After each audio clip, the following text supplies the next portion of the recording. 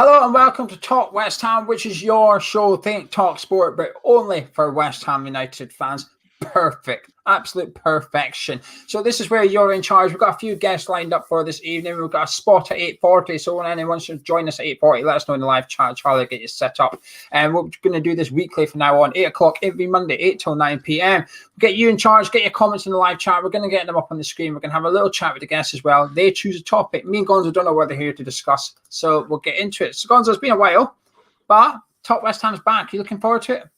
I am indeed, mate, and a good time to relaunch, whatever, buff it up and get it back out there again, because there's lots to discuss, lots going on, lots of factual stuff, lots of stuff regarding the team, lots of stuff regarding the league, and then we got all the rumours and all the other naughtiness as well, so there is a lot to chew on. Fantastic. Are you ready for guest number one? Bring them on, bring them on. He's a favourite over at Hammer's Chat here. Bez with us. Bez, how you doing? Hey, hello boys, you all right? Yeah, mate.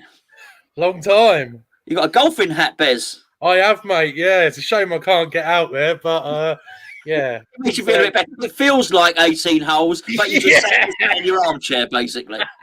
Yeah, something like that. What are you here to discuss tonight, Bez? Well, my main topic that I wanted to discuss with you guys is Europe. I really want to. You both know how much I'm infatuated with getting into Europe and just wanting that away day more than anything in the world. I know I'm not going to get a ticket, but I will drive there. I'll walk there wherever we go. Sparta Prague on a Thursday night. I'm there, mate. Do you know what I mean? I'll be banging at the doors. Even if we're in COVID, I'll be there. I won't be there, obviously, but I'm desperate for Europe. You know that more than anything. So, yeah, I just wanted to discuss that tonight with you gents, really. Do you believe we can get it, Bez? Pardon? Do you believe we can get European football? Yeah, but I just think it might be too good to be true. It's so hard because our main objective, and we're failing miserably at it, is we need another forward. We need another forward. There's no way on earth we're going to get it with just Antonio. The kid that played the other night, he's not going to get us into Europe, and I don't expect him to. But I so desperately want it. I'm so desperate. I'm like that guy on Tinder that gets all them swipes left, and I just want that one that goes right. I'm desperate for it. Aim high, Bez. Aim high.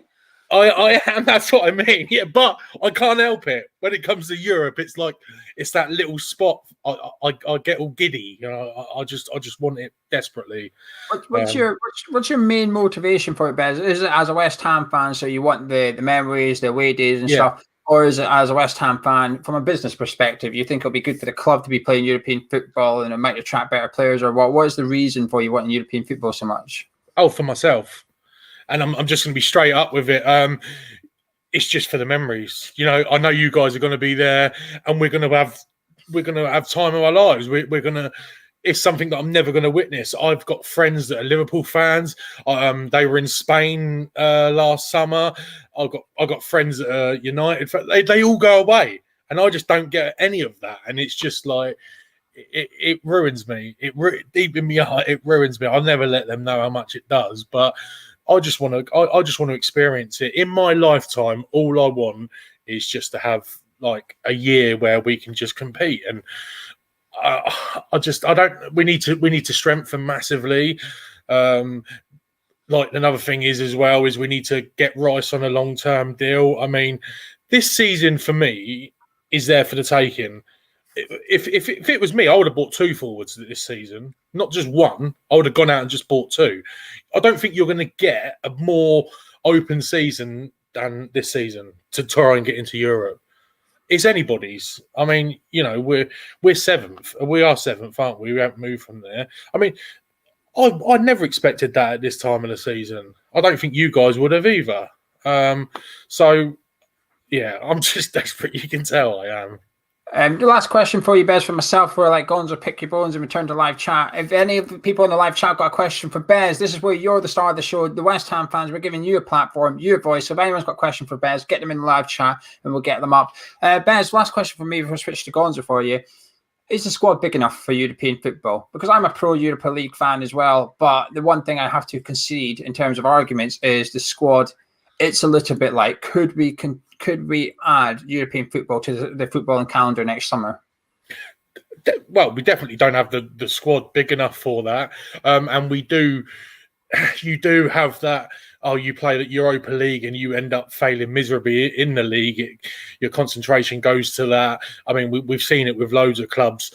When clubs do get into Europe, it seems to be too much for them, and they end up, taking a downward spiral. But I just think that you've just got to go for it. As fans, we deserve that. I think, we've been through a lot of ups and downs. Well, mainly downs, but I don't know. I just think like a little bit of glory, a little bit of like hope at this point. To be fair, it's been a crap year for everybody with COVID and all stuff like that.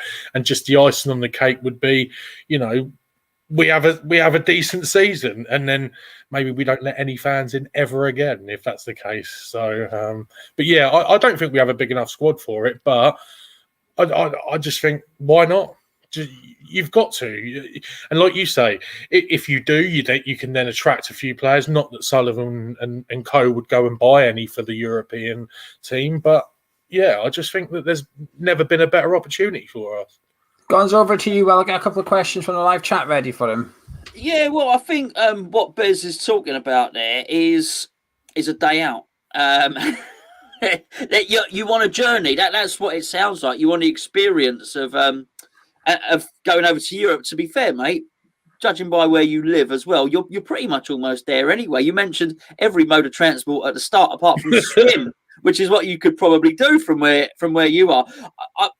Look, if what we're talking about is, let's say we get into Europe and the three of us manage to get free tickets, and the three of us are up flying over, I don't know, to Bucharest or something like that, on the razzle dazzle watching a West Ham. Who couldn't love that, right? Who wouldn't love that as something to really get your teeth into? I do think there's something separate to that, and to how West Ham would do and how West Ham would perform if we got into Europe. And I think almost it doesn't matter. I think if you're going and you're there and you're enjoying the experience, it's the whole thing. It's the journey. It's the B&B. It's out for a bite to eat. It's out on the beers. Yeah. It's dancing around the terraces and all the rest of it. Taping each other to lampposts and anything else you might decide to get up to when you're there. That's very different. I think if you're sat at home watching it, you may be thinking, "Oh, crikey, Moyes is putting out the second string." He's brought Snodgrass back. He's brought Snodgrass off West Brom after they got relegated. Snodgrass is starting up front for West Ham against Steaua Bucharest, I guess, to be playing in Bucharest. The thing that I don't argue with any of that. That sounds fantastic. The thing that I worry about is our ability to be able to go there. And you just said the last thing you said, Bez, was. What did you say? You said you don't think Sullivan and Gold would buy the money, would spend the money to buy players. I think they do buy players. I think they buy lots of players. It's the type of players that they buy, yeah, which are really the problem there. But honestly, Bez, if you go in there for the time, for the experience, who could honestly knock you for that? And I'd be right up for it. I think it would be. We'd want to get an early ticket though, mate, because I don't think we'd be going long into the competition. I don't think we'd be worrying. Well, once we got to the semi-finals, that we'd spent all our money in Europe. I think we'd we'd have to do that. Just quickly to interrupt, because we've got the next guest ready. We've got some questions for you, Bez. Quick fire. Ryan Power, ham or cheese? West Ham. Jack Hatcher, who would you sign, Bez? And Kev is asking what striker would you bring in? So go for a striker. Give us a striker. At this present moment, I would try and sign Divock Origi. I think he's got experience, and I think you'd probably get him cheap. Abdullah, his comment has just disappeared there. Abdullah said, opinions on Lingard?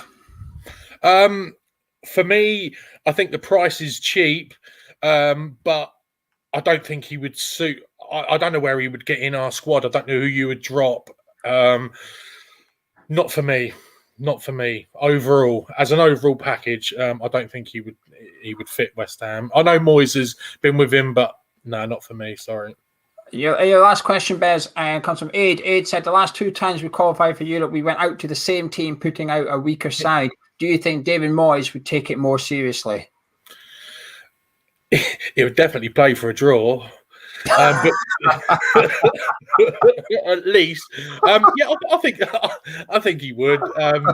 Yeah, he would have to. But like you say, I don't think we would go there and expect to win. I certainly wouldn't expect to go to Europe to. Well, I want to win, obviously, but it wouldn't be for that fact sort of thing. But yeah, just wrapping this up. I just want that nice occasion once in my life where, I mean, you guys know I live in Southampton. These guys have been to Europe down here. All I hear is the in-laws talking about going to Vitesse, going to Milan, and I think to myself, they're not no better than us down here. Like, do you know what I mean? Why can't we have our day in the sunshine, like, or wherever? But yeah, I just want. There'd be no sunshine. We'd end up in Moscow in the snow, mate. We'd be there in our boots and our bobble hats. Yeah. It's like all European tours, it must come to an end. Thank you very much for coming on. Massively appreciate it, and we'll see you very soon. And just a quick thank you to Daniel Watson's popped £10 in the biscuit fund. The full-time fund is what I call it now. Daniel's popped a tenner in the full-time fund and says, just got to say he loves all the content, and especially the Patreon. It's great value for money with the content provided. He cannot recommend it enough. Long may it continue, boys. Hashtag full-time fund. Thank you very much, Daniel. We'll have to give him his tenner back for that endorsement. Yeah, well, he's basically, something like that. Yeah, that bribe went down well. Worth it, the bribe. Gonzo, you ready for our next guest? Good start to the show. You ready for the next? Yeah, he was on full Bez, wasn't he? Yeah, bring it on, mate. Bring it on. He's making his debut. He's not been on before. It's West Ham Online on Instagram. Can you hear us okay? Yep. Can you hear me? Yeah, we can hear you all right. How you doing? Yeah, I'm doing well. My question for you both today was, obviously we've had some concrete links, especially today, regarding Lingard. Some sources saying the deal is closed. Some sources saying there's a few agreements yet to be made. Do you both think that he would be a good signing for us, and where would he fit into our system? Gonzo? Initially, I'm reluctant to. I've got to say, I do wonder where he would fit in, because I think naturally we have those sort of players. That being said, I have a little thing about West Ham when we get linked to these players, particularly when we get linked to players, from bigger clubs. Lingard's got, if Moyes wants him, then Moyes clearly thinks he offers something. We may well find that we're getting a pretty decent player there. And I say pretty decent, not world class, not even good enough to get to Manchester United's team. But not being as good as Bruno Fernandes does not mean you're crap, right? So I also think he's got a lot of character. I know people annoy him because of his social media. A lot of people are annoyed by him because of his social media presence. But I do think he's a character. I do think he's very good. He does a lot for charity. I ever see the clip where he gave the fans the 500 quid and got them some tickets and stuff like that. So we're going to miss the game. And I mean, he's clearly a good guy. I think he's a half-decent player. I don't think he's good enough for the England team, but he played a couple of times for England. He's no mug. Do I know where he could fit in? Not really, but Moyes might have his own idea. I'm not sure. I've seen a bit of the fallout. I've seen a bit of the reaction to it. I'm not sure Jesse Lingard would be as crap as a lot of people seem to think that he would be. What about yourself, West Ham Online? What do you think? I think he could fit well in the Pablo Fornals position. Fornals has been quite inconsistent this season, and one thing that Lingard does have in abundance is hard work. He's displayed that on and off the pitch, and his managers in the past, especially Van Gaal, have been a big fan of him. Whether he's actually better than Fornals is yet to be seen, because let's be honest, the past few seasons he's been a bit poor. But he's had his issues off the pitch as well. So I'd be willing to give him a go. I'll say that, if he lowers his wages. But would you like him on loan, or would you be happy to take him on a permanent deal, spend the rumoured to be £7 to £10 million roughly for the fee? What would you prefer? I think I'd prefer him on a permanent, because I don't see any longevity or purpose in a loan deal. But if it's any more than $7 million, I'd stay clear of the deal, because I think there's better players available of a younger age group. Yeah, is there anything else you'd like to see added to the January transfer window apart from Jesse Lingard? Would you worry that would impact our sort of search for a striker, or do you think we'll bring in a striker as well as Jesse? I think we will bring in a striker. I just don't think it's going to be the player that everyone's been wanting. You know, people have been wanting Daka, Edouard. I think we'll get someone maybe like hee-chan from RB Leipzig on loan, and then hold out until the summer, and then buy one of Moyes' top targets, which is like a Simmer or the other guy from Czech Republic, Kuzlek. So I think that's what we'll do, and I'm not in disagreement with the idea. Yeah, I kind of get where you're coming from. I've always liked Jesse Lingard. I've always thought he's a decent player. And like Gonzo said, not being good enough for Man United doesn't make you a bad player. It just means you're not good enough for a Champions League side pushing for the title. That's okay. 28 years old now. My concern is that this is his last big chance of getting a move. You even wait a year longer, he's 29, and all of a sudden the 4-year deal's not on a table from a club. It becomes a 2-year deal. Let's just see, you've still got it kind of thing. He's been out of football a little bit. You know, his mum's been ill and stuff, and I do feel for him. But I like him as a person. I know a lot of people don't like the whole J Lings and all this stuff he does. I get why, but I just see it as somebody enjoying their job. It's someone enjoying their workplace. I think he's fantastic around the West there. Sorry, I almost said West Ham fans. I don't know yet. But the Man United fans he is, you know, I still like the story. I still remember him rocking up in the bar after the last home game of the season and buying all the players, buying all the fans a drink, and then they won the FA Cup semi-final at Wembley.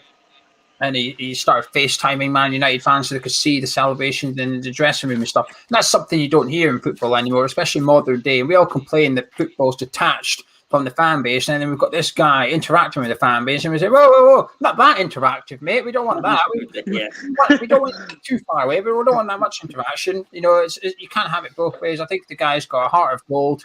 I think he'd be really, really good at sort of a club like West Ham, to be honest with you. There's the fact that West Ham aligned. There's the fact that David Moyes as a manager give you a little bit of hope. You know, he's taken Tim Howard, Phil Neville. He's taken players from Man United before that perhaps weren't quite good enough at Old Trafford, and you know, extended their playing career, if you like. Yeah, I think Moyes is one who has reinvented a lot of careers. Another example this season, not from Man United, obviously, but Craig Dawson. Got relegated last year. Watford fans would call him mistake-prone Craig.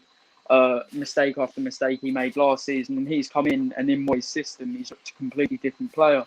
So if Lingard fits the system and if he suits the players, I think he'd get on well with players like Rice. I think he'd be a decent signing. Right, let's get some questions from the live chat for you. Are you ready? Yep. Irish Tommy, will signing Lingard keep the current midfielders on their toes if he is after their spot? Oh, definitely. He'll definitely give everyone a lot of competition. I think Lanzini's been mostly inadequate this season, and it would make him step up a level, hopefully, as well. Forsheezy asks you, what is the minimum final position in the league that you would consider to be a successful season? Well, obviously, I just heard the chat about the European tour, which I think we'd all love. But anything 9th and above, I would say is a successful season for Moyes' first full season back in charge of the club. And last question for you, my friend, is from Harry. He says, are you still nervous about spending big buys on players from abroad after the 45 million on Sebastian Haller? Yeah, I definitely am nervous about these sorts of signings, which I think Moyes has sort of sorted out. Since he's come in, I don't think we've really made a bad signing. You know, Ben Rama is yet to be seen whether he's the signing we all hoped he'd be. But I think Moyes is a lot more smart with his spending than Pellegrini, and he won't waste money unless he's absolutely certain that a player is going to be what suits his system, and he's probably watched him at least 200,000 times. We've got a bit of a fun question for you to end on, actually. We'll make this one, your last question, is a bit more fun. Which former player would you like to see come in and join the first team coaching staff? Don't worry about the experience, blah blah blah. Just, it's a fun question. Don't worry about it. Who would you like to see come in? Matt Jarvis before, and he seemed like a really nice guy. I think he'd get on well with the players. So I think Matt Jarvis would be a good addition to the backroom staff. Maybe Stuart Downing as well. Sort of players that played in the era a few years ago with Kevin Nolan and Noble, and would get along well with the squad.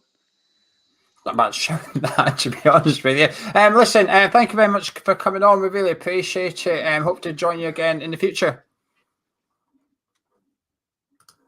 Good job, mate. Good job. Gonzo, 2 guests done. We've got the next one ready to come on, and the live chat's going good. Keep your live chat questions and comments coming in. This is your show. We like to put them up. Even if we won't read them up, we'll put them up as well so people watching along can read what you're saying. Gonzo's got his specs on. He's taking it serious. Oh, yeah. It was just a blur. What Ben was saying was a blur there until I got the full HD on it. I'm seeing a lot of love for David Moyes now. You know, I'm thinking of renaming the man. I don't know if you know, the banner on the man cave has got Sebastian Haller on it, the bowling bunker. It's going to have to go. It's going to have to go. I'm thinking of naming the whole man cave after David Moyes or something like that. I don't know. I'm feeling a lot of love for him at the moment from everybody. Are you going to give away your old banner thing? Yeah, of course, yeah. If I can get it off without it sort of ripping, be loads of little bits of paper otherwise. But yeah, of course. I've got 2 banners to give away, Geo, as well. You know this. I've got my old one from under the stairs as well. Yeah, right. Thanks, Jack. We appreciate it. Right, Gonzo, are you ready to rock and roll with the next one? Bring it on. Who we got? Let's get him on. It's James. James, how you doing? I'm good. Yourself? Yeah, I'm not too bad. What have you come to chat about, my friend? Okay, so I've been seeing the transfer window and the whole how the team's progressed under David Moyes, and I've got a bit of a contrary view to give to what the main fan base thinks. I know the board doesn't spend a lot of money, as we know, but my argument is if they're going to spend less money, it's okay as long as Moyes can get the best out of players. You see it with Dawson, you've seen it with Sofal, players that cost what is pennies, but they've put in the most effort for the team.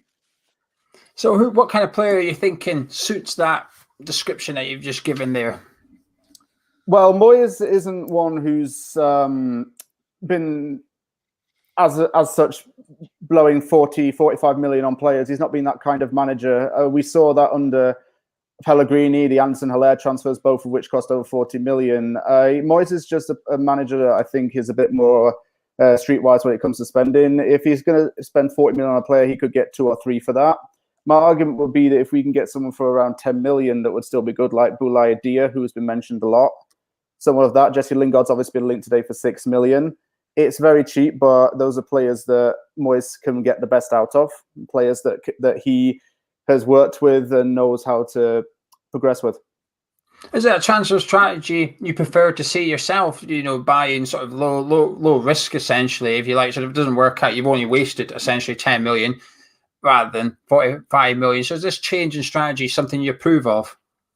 I would say yes, and only because, as on another point as well, David Moyes says that he wants to change the whole recruitment process at West Ham, saying that he wants to bring in younger players and develop them up from the bottom, players who aren't costing a lot, like I say, but are still putting in the maximum effort. We saw it with Thomas Souček, who was unheard of. Bowen, who was in the Championship, was one of the excellent players. So far was unheard of before he came here.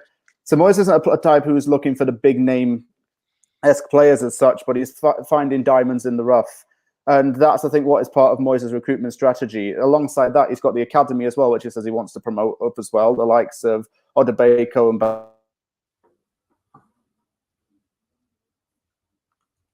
Baptiste and Afro. Brilliant. We just lost your second there, James. We've got some questions coming in for you already, so I'll get them up on the screen so we don't miss them.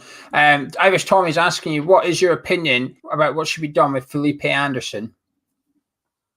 I would personally flog him because I don't think he's going to get into Moyes' team again.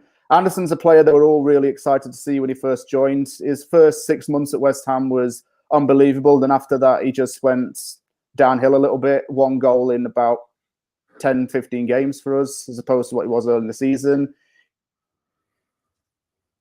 He's not been able to cut it in the Moyes. He's not really getting any game time with Porto either. But if we can cash in on Anderson and get a few players out of that, I'd all be. And we've got a question here from Jamie for you. He says, how important do you think it is to bring in the right type of striker that will complement our squad and not disrupt the togetherness we have at the moment? This has been an ongoing issue ever since Golden Sullivan came in, the whole striker situation. The fact that we're closing in on, I believe it's 50 strikers within 10 years is very worrying. But it's every single transfer window, West Ham have got a striker problem because we always either get someone for too much, overpay, and they turn out to be trash, or we get someone in that's never used and is not given a chance. To answer the question, we need to bring in a type of striker that can play alongside Antonio, or someone that can be at least a backup to him. Moyes doesn't want to usually go too up top, but he'll need to find someone who can have the same physical characteristics and the same physical strength as Antonio. And this Korean guy, Wang Hee-chan, I think he's called, he probably is going to suit that given his strength. Gonzo, you're a bit of a David Moyes fanboy. Are you agreeing with everything James is saying here? This must be tingling a lot of the Gonzo senses. Oh, you can't get much better tingling than that. To be fair, James, you're speaking a lot of sense there, mate.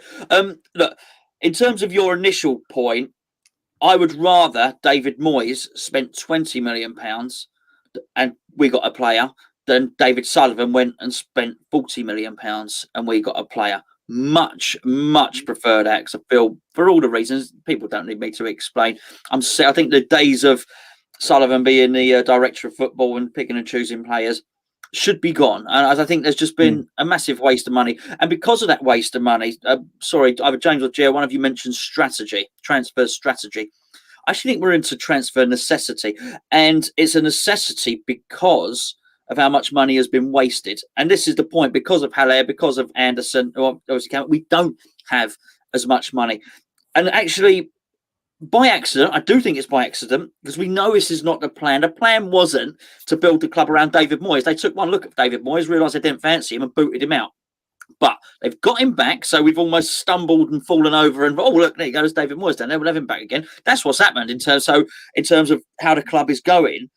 But we now find ourselves in a situation where, number one, we've wasted money, and number two, there's not an awful lot of money around in the game because of COVID. So we find ourselves in a position that's not dissimilar to Everton when David Moyes took over, maybe 3 years into his reign, which we don't have an awful lot of money. And actually, by accident, I do think we've got the right manager. Right, James, I've got a couple of fun questions for you before we get you to disappear. Jack Mate is asking, Jesse Lingard or Messi? Same player, isn't it? Yeah, pretty much. Both not much between them, really, is there? Yeah, Lingard's Ballon d'Or worthy. Seriously.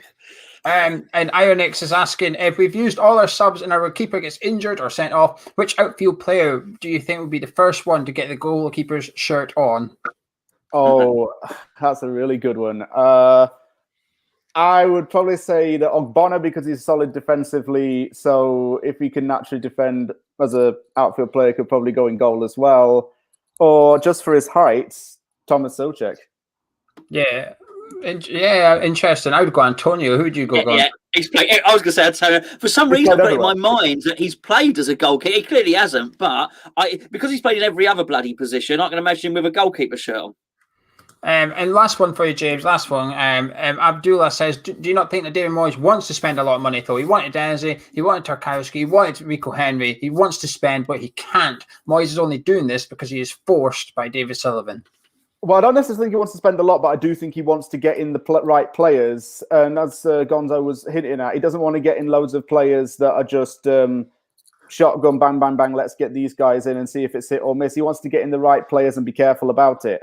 So, yeah, he did want Moyes, as Moyes wanted Eze, Henry, and Tarkowski, and it is the board who are limiting him. But Moyes' strategy just to get in the right players and the right kind of people is something that is admirable. Fantastic. Right, James, listen, thank you very much for joining us. It was a pleasure having you. I hope you'll join us again in future episodes. Thanks, James. Well done, mate. Cheers. Oh, it's getting good, Gonzo. We're halfway through Top West Ham, the comeback show, and I say we're coming back with a bit of a bang. I think the best part of the show was when Bez admitted that which way he swipes when he's on Grindr. Brilliant. I did hear that right, yeah? Yeah, I think so. I don't see anything wrong with that.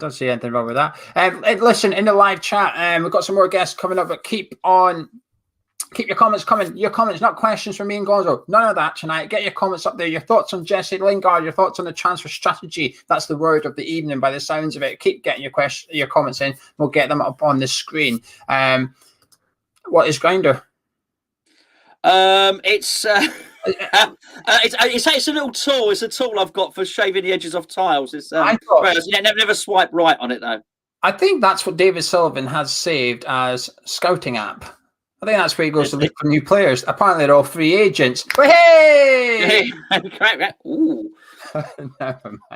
Never mind. Charlie's disgusted in the back, and so they're all disgusted in the back on Grindr. Right. Well, Yeah, so thanks for joining us. You're probably going to disappear. Right, you ready for our next guest, Gonzo?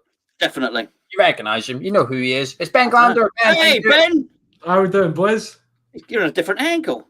He's switched he's mixing it up a bit to spice things up a bit. He's moved his camera and he's still got, you know this, Geo, my next door neighbour, they got a Ford Focus RS. They've had the seat stolen from their car. You look at what's behind Ben. Show her, Ben. Ben's sat on a car seat. Already. This is the second time I've heard this joke. It's a good joke. I'll do it again next week. Lockdown's hitting hard. I've got to make the money. Before we get into your topics, talking of hitting things hard, Jack mate is saying, which West Ham player would do the best on Tinder? Which West Ham player would do the best on Tinder? Side Ben Rama. Nah, I'm adding Creswell. I think Aaron, he's got the hair. It's the hair. It's immaculate. The hair's immaculate. He's a good-looking man. He's perfect. Declan Rice has had a bit of a glow up in the last year, but when he got rid of that silly haircut, do you know when he used to have that really straight line? He got rid of that, and it's a bit bushier now. Declan. It's the beard as well. He's had a bit of a. But yeah, what I want to talk about is Lingard. It's shut it off. I don't want to talk about which West Ham player is good looking. I don't want to talk about Grinder. I want to talk about Lingard. Right, go for it, Ben. Take us away with Jesse Lingard. Well, I want to talk about Lingard because I think it's clear to see on Twitter and obviously in the comments now it's pretty 50-50. You know, and I tweeted it out earlier, and obviously I tweeted whoever was running the Hammers chat, Twitter earlier, regarding. Do I think he would be a good signing? I don't want him. I'm not gonna lie, I didn't want him. But the more I think about it, the more I think about Jesse Lingard. We spoke about on Gonzo's stream yesterday, trying to find the right people for West Ham, as well as being, technically efficient. We've had players who are technically efficient, but mentally they just are not there. Anderson, for example. But, Moyes working with Lingard before fits some of the core principles in terms of his work rate. Moyes is trying to bring in, one of those, key attributes in a player. It's not only can you do it with the ball, but what are you going to sacrifice maybe some of your personal ability for the greater good of the side? And I think, this guy, it wasn't too long ago that this guy was an England regular. He was scoring goals. I think it was Dan, Dan on Twitter, he said that he got like 20 goal contributions in 40-odd games. And this guy has got talent. And I feel like, everyone is kind of writing him off already, whilst, I don't necessarily agree with that. But when players play for a manager and they know that, they've got the 100% faith of that manager, I feel like they can go a level and beyond. And where would he fit in? I don't know. But if David Moyes wants him, we have to sign him. And I'm a big believer that managers live and die by their signings. Pellegrini, there's no coincidence that he's been sacked and all of his signings are slowly being shipped out the door. And, Moyes is bringing in his philosophy, and I feel like we have to back him, even if we don't agree that maybe, Lingard, the last couple of seasons, he hasn't been there, or his personal issues off the pitch have maybe taken a toll what's happened on the pitch. But I feel like we've just got to get behind him.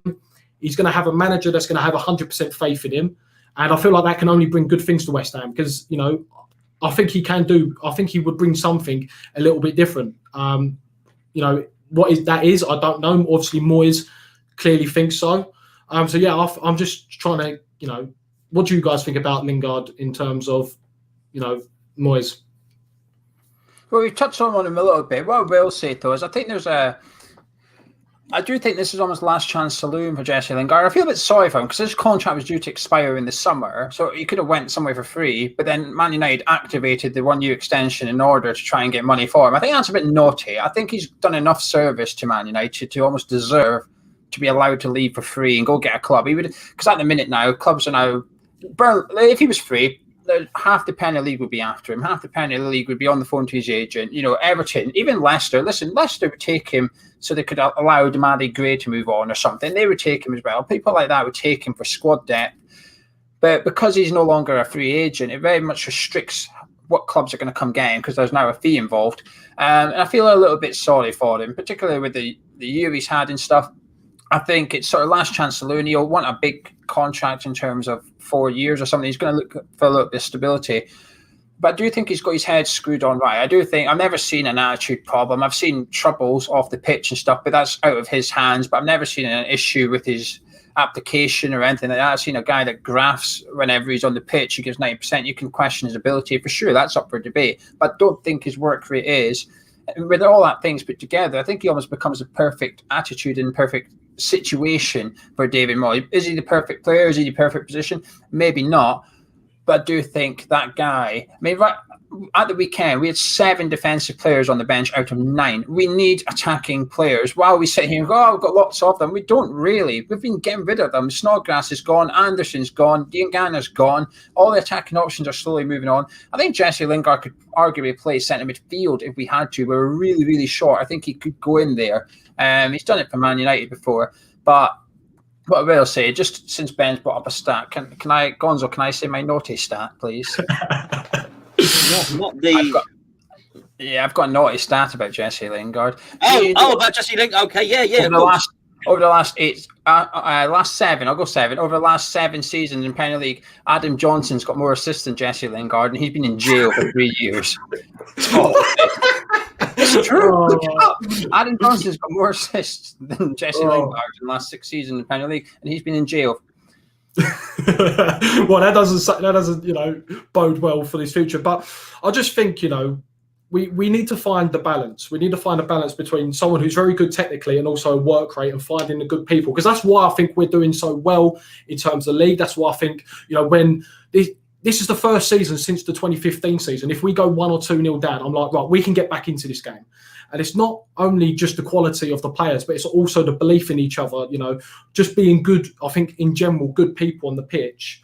And if, Lingard has done, charity work and whatnot, and he has had troubles, if Moyes believes he can get 100% out of him, it feels like he can bring another dynamic to this West Ham team, I feel like we've got to back him. Would I prefer the loan deal first? Yes, and then maybe make Dawson permanent. And then reassess, the option to buy it in the summer. But £7 or £8 million or £10 million are being quoted. I'd rather the money go towards a striker, because that's what we need, and then maybe money going left back or centre mid cover. But at the end of the day, I think we've got to back Moyes' decisions. At the moment, he's done really well regarding transfers. Obviously, taking Jordan Hugo out of the equation, I know there's up for debate whether it actually was, Souček, Bowen, were his actual signings, but Soufal obviously off the recommendation of Souček. But how Moyes has sort of bed them in and made them a unit and made them a cohesive unit, and I think we've got to back him. I wasn't so happy about the rumours, but as I thought about it, sort of just time to reflect and go, actually, what could he bring to this West Ham team in terms of his work rate, in terms of his quality? He was an England player, only a couple of seasons ago. And there was a reason why he was an England player, because some of the goals and the assists... Because he's English. But he was good. He was good. So I think we just give him some time. A couple of questions for you, Ben. You got any questions for Ben? Get them in the live chat. I've got a couple of minutes for Ben before the next guest comes on. We're starting with Rob. He says, now that Lampard is gone, do you think Mason Mount could be a realistic signing for us? I'm going to say no, but I've got a feeling that a lot of those Chelsea youngsters will be faded out of that side, because, Lampard wasn't given the time. And I believe that if Chelsea are not going to back a club legend after 18 months, if you think Tuchel is going to come in and play Tammy Abraham up top, or play maybe Mason Mount, or play Hudson-Odoi, I think they could be slowly faded out. And I would love Mason Mount. Maybe that's what Declan Rice was hinting at when he said we'll play together at club level. Who knows? Abdullah says, do you think more competition with Lingard will bring out the best of Ben Rama, kind of like Shaw at Man United with the arrival of Telles? Competition is never a bad thing. The more competition, the better. As you said, we have like 6 or so, defenders on the bench. And if we had Lingard on the bench, or we had Fornals on the bench, whoever's on the bench, it's only good, because it just means that, players that are on the pitch, they have to perform. And I feel like some players, over many years, and I'm going to say Joe Hart for one of the biggest reasons I think his downfall is maybe he never had the competition and become complacent, because if you play bad, he's starting the next week either way. And players need that. They need to know that if they're not working hard or they're not doing the basics or they're just not playing well in general, that someone's on their toes wanting that shirt. So yeah, it's never a bad thing. It's never a bad thing. So yeah, I do think so. Ben, quick fire. Just give us your name. That's all we want. Your name, all right? Which championship striker would you sign? Tony. Fantastic, brilliant. Like Ben, thank you very much for joining us. I appreciate it. No worries. And for you that haven't, go check out Ben's YouTube channel. Check Ben Glander. It's the West Ham Fan YouTube channel. Charlie will put the link in the live chat as we speak. Go check out and give him a little subscription. Anyway, we'll get our next guest on soon. He's waiting nicely for us. It's going all right, Gonzo. It's going all right. Yeah, and he always speaks well, Ben. And it's something that he said there, which is that's almost like the curse of West Ham. What he said there, which was, you don't know whether Souček and Soufal were Moyes' signings. This is always the way. The good signings are Sullivan's. The bad signings are the managers. We keep on hearing this. I mean, time and time again. I'm just, get a little bit sick of the narrative, really, to be fair. But, this is, I will say that just to finish up there, Lingard does seem like a good guy. And this is progress, of course, because you mentioned Adam Johnson earlier, Geo. It ain't too long ago that given the choice, we'd probably find ourselves in a position where we'd be signing Adam Johnson. I think, hold on, he's just come out of the nick. He's free. Sign him up. But it's not. We've moved on to Jesse Lingard, which is good. Brilliant. Just quickly, Gonzo, because Harry's put this question in a lot, so I'm going to answer it so you can stop putting it in. He says, when you think of grassroots football, the Premier League should give up a window and feed the money down. Do you agree? I mean, Harry, I don't really know what to say. Two of my children play grassroots football, and they're struggling to mow the lawn at not here, but at the park at the moment. If we're not careful, if we don't safeguard the lower pyramid part of the game, then there won't really be anything to save. It's so top heavy. Surely there's enough money just to spread a bit of the love down and help a lot of the clubs that are struggling. Yeah, I think so. Do you know there's that tax, isn't there? I don't know what the official term is. It's almost like, I think it's called tax.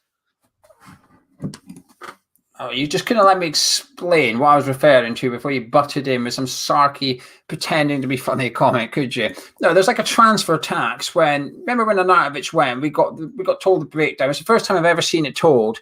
5% has to go to FIFA, blah blah blah. And then we all looked it up, and turns out it was true. And you're like, oh, right, okay, fair enough. It is actually a thing. So I think there's something for the domestic transfers as well. I'd almost like to see that money filtered down. So actually, when a Premier League club does spend 40 million or something, a little bit of it is then filtered down into the lower leagues rather than into the FA coffers or something. That's what I would like. So that it's almost like clearing your guilty conscience spending 40 million when everybody's struggling. You can say, well, hang on a minute, 5%. Goes to lower league football. Absolutely. Do you want to stop them getting money? Do you want your local clubs to go bust? No, then you better let us buy some players now, won't you? David Sullivan will still not buy anyone. Anyway, let's get our next guest on. Daniel's coming up. So, Daniel, how are you? You need to unmute yourself. I'm afraid. Unmute yourself. Sorry about that. Hello, mate. It's sort of. I've been trying to mute Gonzo for the last half hour. It don't work. Try and move myself that way. Yeah, well, to be honest, I had quite a few points I want to talk about. As I've watched, they've kind of gone. Because it doesn't matter. It doesn't matter. You might have a different opinion, even if you've got the same one. It's your show, your content, your topics. Go for it. Firstly, talk about Spurs. They were losing to Wickham about 5 minutes ago, but then Bale stuck it in the net, which that would have been a nice little win if Wickham won that, but it's a shame. I also want to talk about transfers. I think a lot of focus at Lingard. I think Lingard would be good because, it would be a Snodgrass replacement because he's a bit of a utility player and he can play both wings, he can play centre mid, attacking midfield. But I still think striker should be priority. Gonzo, I've been chatting about Lingard last with Ben. Your turn. I think you can't pass up an opportunity to bring a decent player in, and he's a decent player. And I think if you look at it, you think, well, it's a lot of player for the money. And something Ben said, he said he felt because of his work rate and because of his attitude, he might be prepared to sacrifice creative parts of his game for the betterment of the team. Words to that effect. And it was an excellent point because actually it's something that I feel that Moyes is trying to get Ben Rama to do.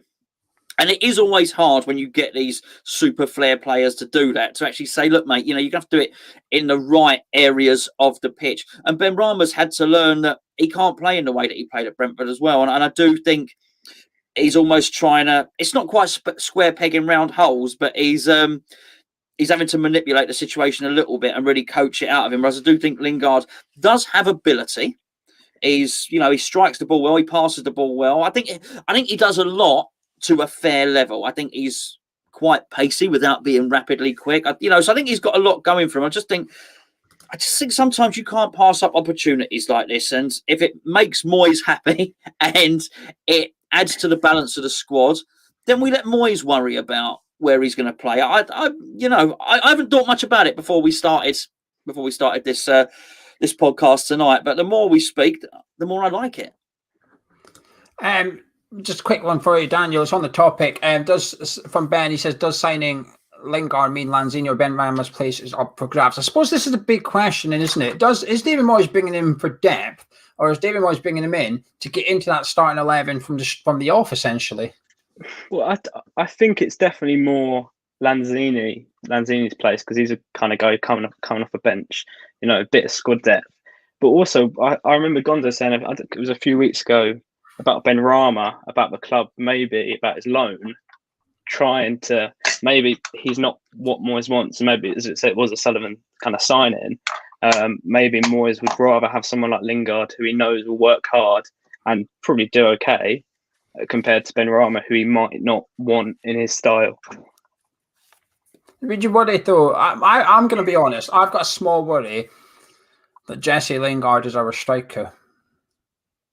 Honestly, it's my genuine worry. Because we've been told Moyes keeps playing down transfers in his press conferences and stuff. We're getting told from the news you might get one player come in or something like that. Even Moyes is saying, well, we might get someone in and we'll get the main guy in the summer and stuff.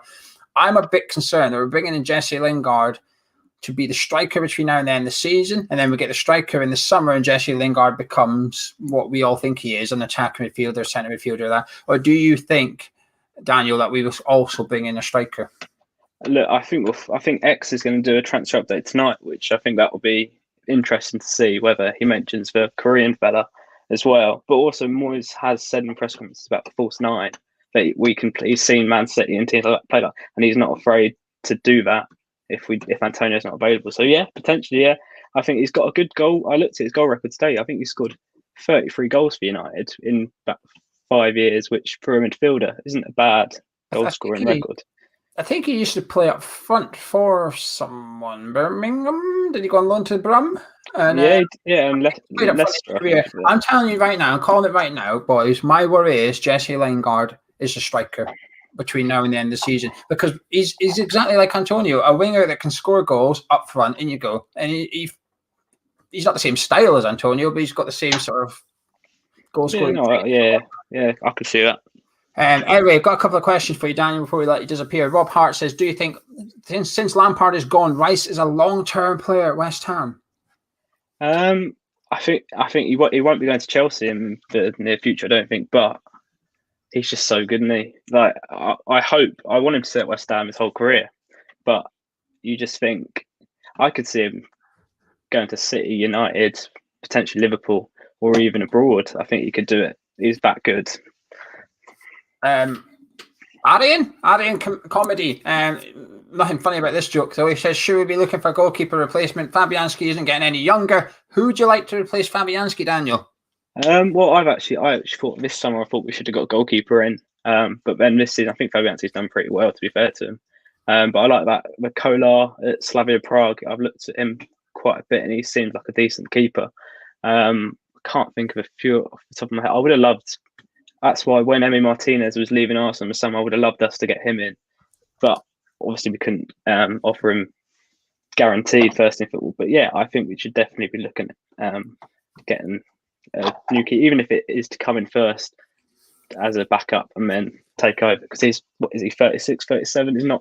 He hasn't got much longer. Right, quick fire question for us all. If we sign Jesse Lingard on permanent, how much are we willing to pay? What do you think is the right price? Gonzo? Wages? Do you think he means wages? Were you even listening? Were you even listening? I bet you Daniel knows his answer because he was listening. Daniel, what's your answer? Well, I wouldn't be happy with paying anything over 7 million, 7 million. Daniel listened. Gonzo, have you now got an answer for me? I think 7. I think 7 million is good value. Yeah, I'll go 7-8 million. I think round about that's good value as well. Cheap. It's cheap. It is for when you look at his on paper. If you look at what he's done in terms of footballing CV, I think it's very, very good. Very cheap. At the end of the day, we signed Hugo for more than that, and that was a couple of years ago. So there was one other question, Daniel. Let me just quickly try find it. I think it's an interesting thing that's going to come up a lot around football YouTube in general, which is what do you think about trying to steal some Chelsea Academy players like Tammy Abraham, Billy Gilmore, etc. Obviously, Lampard a big fan of promoting the younger English players, but there's now question marks if Tuchel or any other manager would do the same. Well, I don't know. I've seen lots of people say, "Oh, now the new," but I think it's going to be Tuchel coming in for Chelsea. But he won't play these young. I don't see why he wouldn't play these English players because they've just spent 200 million. I know they've got lots of money, obviously, but they're not just gonna. They're not going to make. They're definitely after what they gave Frank to spend. They're not going to make the same mistake and give Tuchel as much money and sign whoever he wants. So when Rice was getting linked originally to Chelsea, I would have loved a swap deal, including Tammy Abraham. But yeah. Billy Gilmore maybe, but do we need him? I think Mason Mount I would love, but I can't see that happening. No, me neither. Anyway, Daniel, listen, thank you very much for coming on. Massively appreciate you. You were very patient and you rocked up a lot very early, so thank you for sticking around. Massively and a nice shirt, mate. Nice shirt. I was going to comment on the shirt as well. I was going to comment on that. I like that. Good man. Take care. Right, Mr. Gonzo, we've got one more guest, but before we go to the guest, because he's a bit impromptu, he's been a bit naughty. I think he's naughty. I think he heard us plugging Ben's channel and thought, I'll have a bit of that. I'm going to get on there. He's no swearing now. He's swearing now as match days. Yes. So before we get the last guest on, we're going to switch to the live chat. So live chat, get your comments in. We do not want questions. We do not want questions. Get your comments in. We may discuss your comments though. Farmer 007 says we have to accept that Moyes isn't going to experiment with the formation. Think like for like transfers.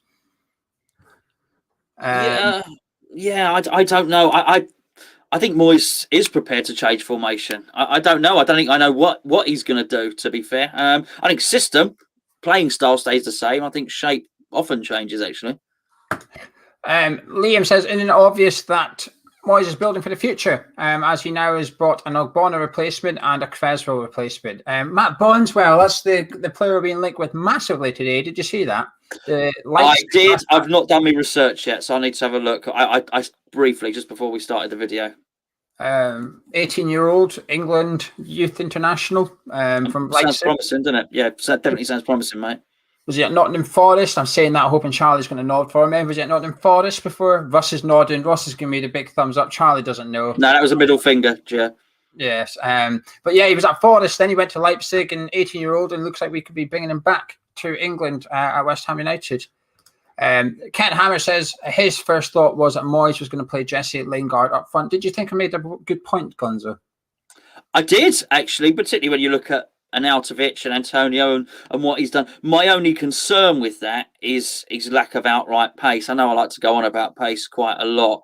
I thought the one thing that stopped Lingard being a winger was he wasn't quick enough. I remember watching him for England a couple of times thinking he just lacks that extra yard of pace at international football, to be an attacker at international football, should I say, that sort of stops him, really. Ilan says, if we have the money to buy Lingard, wouldn't it be better to sign a striker or a defensive midfielder? Two positions desperately needed. Classic Sullivan approach, going for the recognised name. Well, having the money to buy Lingard and having the money to buy a striker or a defensive midfielder are two very, very different things. Because I think if we got 7 million, it ain't getting us an awful lot. Abdullah says, Huang Lee-chan is who we should go get. He destroyed Virgil van Dijk. He did. He put Van Dijk on his arse at Anfield. It was lovely to see. Beautiful poetry. That's what we like to see. Nathan says he's really surprised at how positive people sound about getting in Jesse Lingard.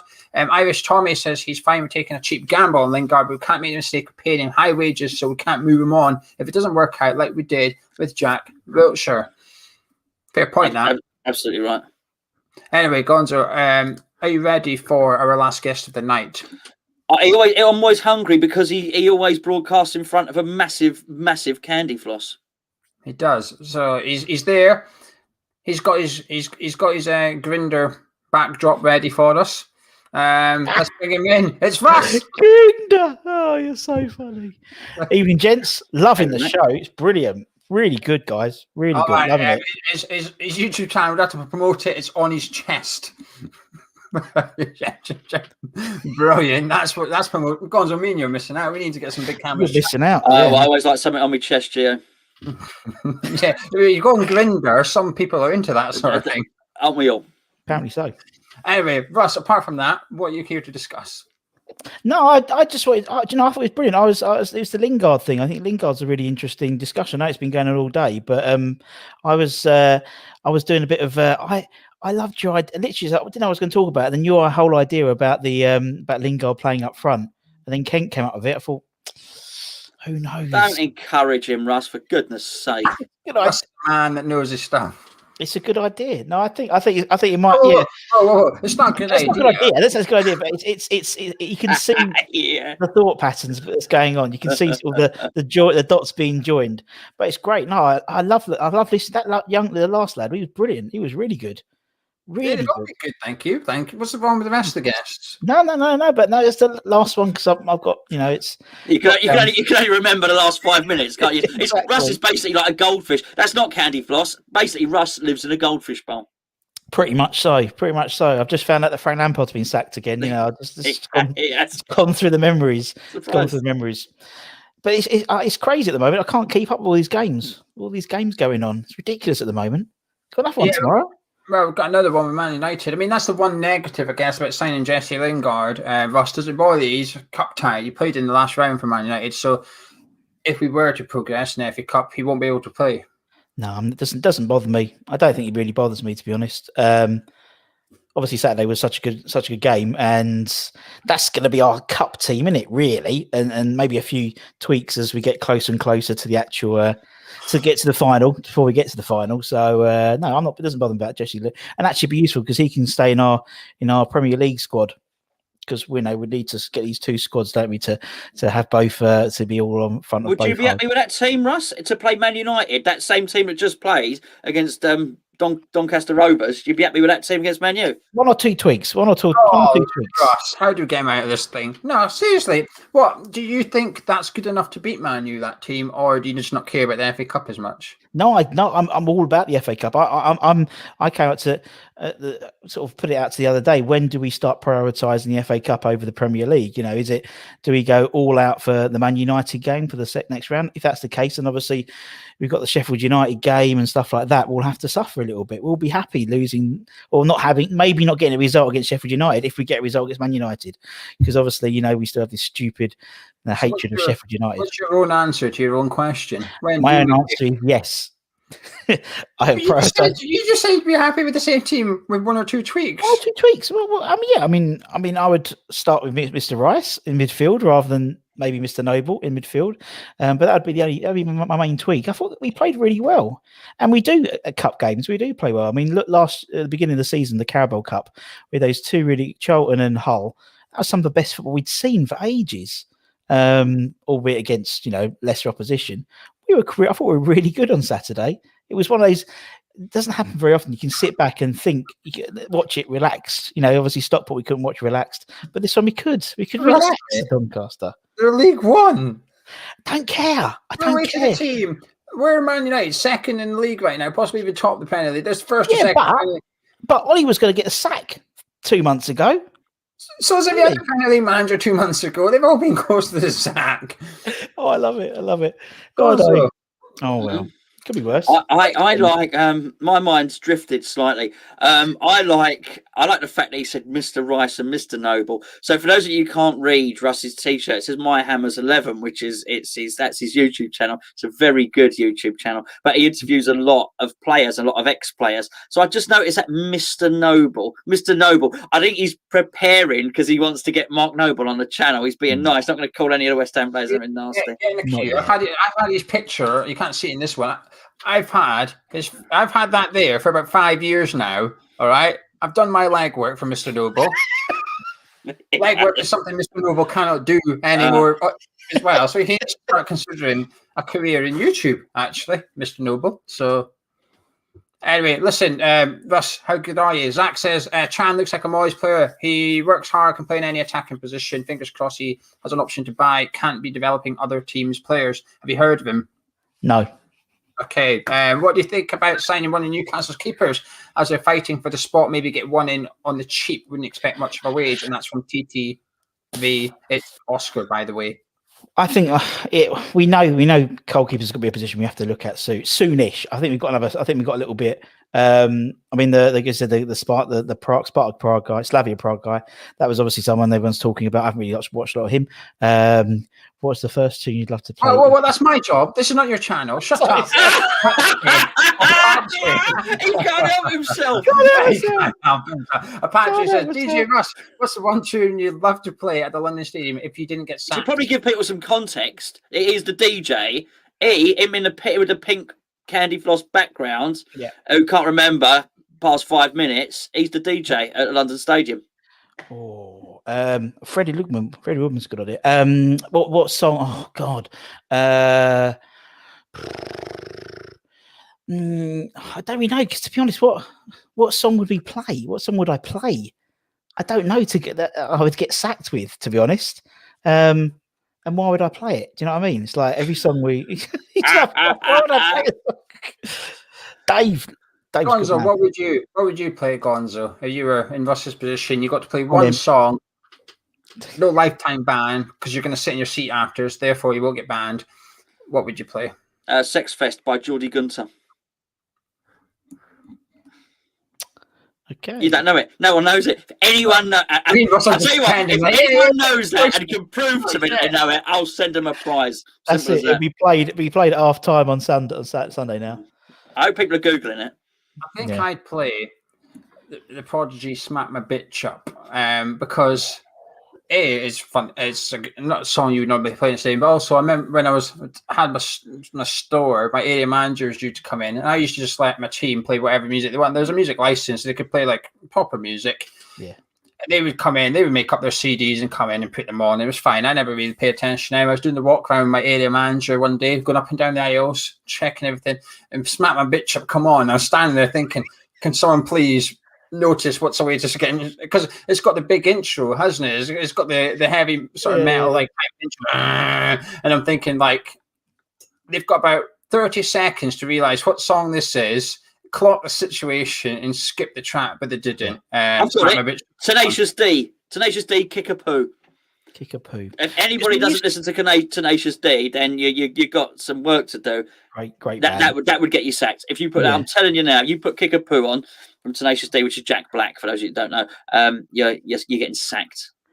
Escaping the rat race. Now, this is funny. Lingard signed for West Ham. We're now ditching our policy of signing players who were good 5 years ago. We're now signing players who were good 3 years ago. Now, I think that's funny. Unfortunately, my friend, I seen Fake Carlton Cole's tweet earlier, and you nicked that from Fake Carlton Cole on Twitter. That is bad. That's a good place to nick your tweets from, though. It is. He is funny, but that's naughty. Escaping the rat race. Bad. Naughty. Very, very naughty. These are good.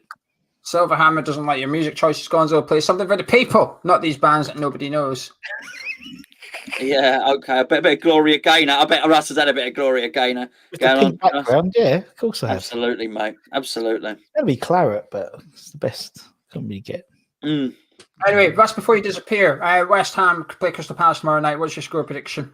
2-0 West Ham. Thank you and good night. It's meant to be Claret. Yeah, right.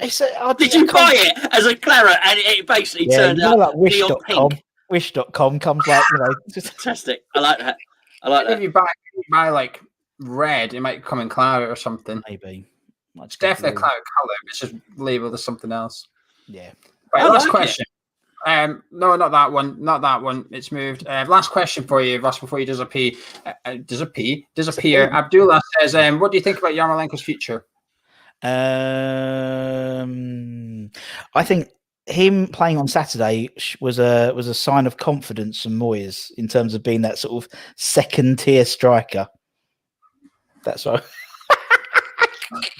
He said your background, Russ, looks like a Sullivan and Gold porn set. You got Eva there? No. Hey, can you ask her if she enjoyed her games at the London Stadium recently.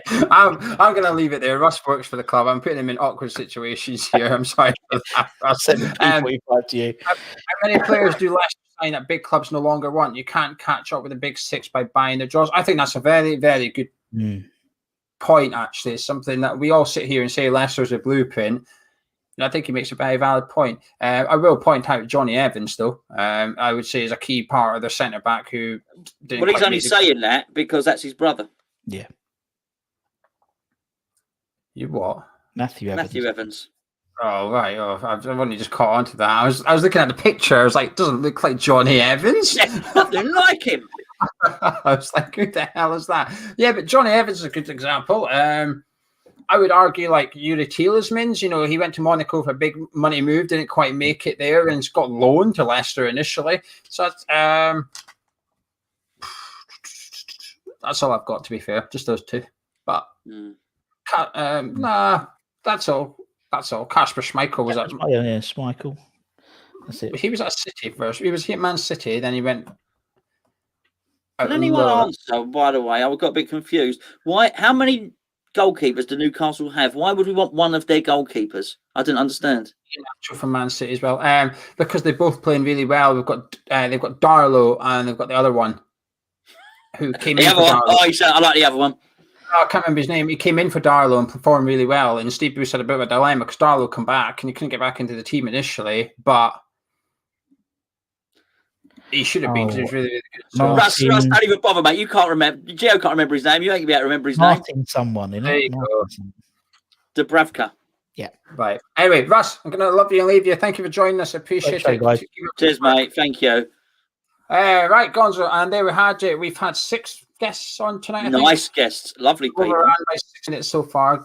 Adding our goodbye, and it'll be an 8-minute overrun. Not the end of the world. Well, how long's you enjoyed it? I did enjoy it. I like it. Good fun, actually. Bloody good fun. And people are getting involved. I like it. I feel that. I don't know about you. I feel that more, just generally with West Ham as a whole. I do feel that people in comments and popping on. I do feel people are getting involved more, and I feel they're now realising there's a world outside of Talk Sport and things like that. And thinking, actually, let's go and have a chat on West Ham channels, basically. Yeah, so if you missed out, you're watching this on playback, thinking, how do I get involved? Next Monday, 8 p.m. next Monday, we're going to do this live every single Monday from 8 till 9 p.m. You can get in. If you want to book a slot on the show, get in touch, hammerschat@gmail.com. We can only take on so many people per show, but get us in touch with the email and we'll get you on, we'll get you agreed up. So 8 till 9 every Monday. Get in the live chat next week. We'll see you then. So Gonzo, I shall see you next Monday for the next version of Chat West Ham. You will. I'll probably speak to you tomorrow, to be fair. Thank you to Charlie. He works on the backstage during this, though. He's been sat there the whole time listening to us, helping us out with the guests, doing all the bits and pieces that pop up on the screen. No doubt he's typing something random to try and show off. But if you enjoyed this episode, please drop a like on it. Subscribe if you're new to the channel. And myself and Gonzo will see you tomorrow night, 4:55. We play Crystal Palace at 6 p.m. kickoff. So we'll go live at 4:55 and we'll catch you in a bit.